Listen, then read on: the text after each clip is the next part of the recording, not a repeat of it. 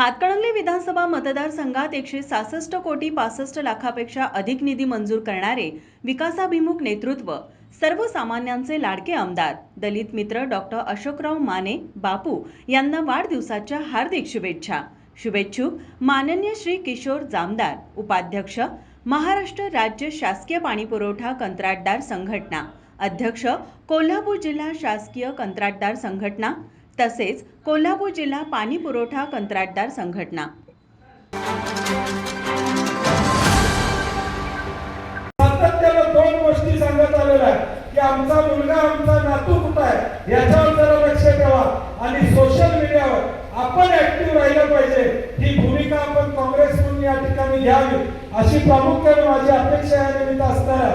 उद्या या जिल्ह्याच्या राजकारणामध्ये महापालिका, नगरपालिका, जिल्हा परिषद, पंचायत समित्या आपण शाहू महाराजांच्या नेतृत्वाखाली या जिल्ह्यामध्ये या ठिकाणी लढलो। आता गोकुळचं रणांगण या ठिकाणी चालू आहे। स्वर्गीय आनंदराव पाटील सुळेकर साहेबांनी या गोकुळला खऱ्या अर्थानं या देश पातळीवर घेऊन जाण्याचं काम त्या ठिकाणी केलं। नंतरच्या काळामध्ये अरुण नरके साहेबांनी त्याला दिशा देण्याचं काम केलं। हा गोकुळ हा दुधाचा भांडा या मीठ पडता कामा नये ही माझ्यासारख्या कार्यकर्त्याची भूमिका या ठिकाणी आहे। ज्यावेळी गोकुळची निवडणूक लढवली त्यावेळी किमान 2 रुपये दर जास्त देण्याची भूमिका स्वीकारली होती। तब्बल 12-14 रुपये जास्त दर देण्याचं काम आम्ही या ठिकाणी आज महायुती म्हणून त्या गोकुळच्या निवडणुकीमध्ये लढतायत। आज आपले बरेच कार्यकर्ते या गोकुळच्या ठरावाच्या भानगडीत या ठिकाणी आहेत। जिल्हाभर या ठिकाणी काम करतायत। माझी कार्यकर्त्यांना देखील विनंती आहे, एक माणूस या ठिकाणी वेचून काढला पाहिजे। पाहुणा असेल, मेवणा असेल, सासू असेल, सासरा असेल, माहेर असेल, सासर असेल, जिथं ओळख निघाल तिथं हा टिकला पाहिजे गोकुळ।